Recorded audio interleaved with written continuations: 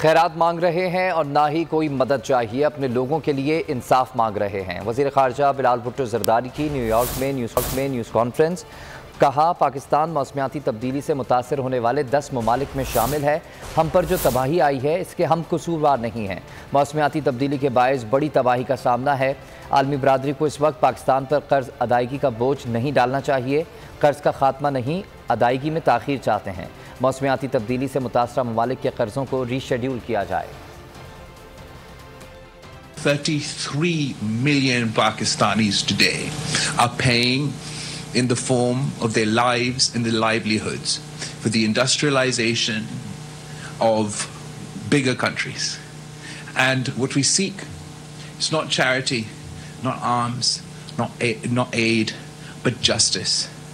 Justice for our people and justice for other climate impacted countries, particularly the top 10 climate impacted countries, all of whose carbon output is insignificant. मैं हूं इमरान रियाज खान। अब आप मुझे देख पाएंगे सिर्फ बोल न्यूज़ पर।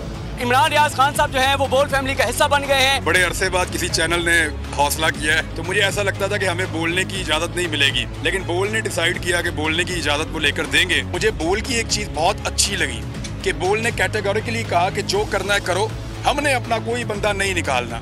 इमरान खान बोल के साथ जुम्मे से इतवार रात 10 बजे। सबसे ज्यादा व्यूज, सबसे ज्यादा रील्स और सबसे ज्यादा रेटिंग के साथ बोल अब भी नंबर 1 पोजीशन पर बरकरार। सब्सक्राइब करें और बेल दबाएं ताकि कोई खबर रह न जाए।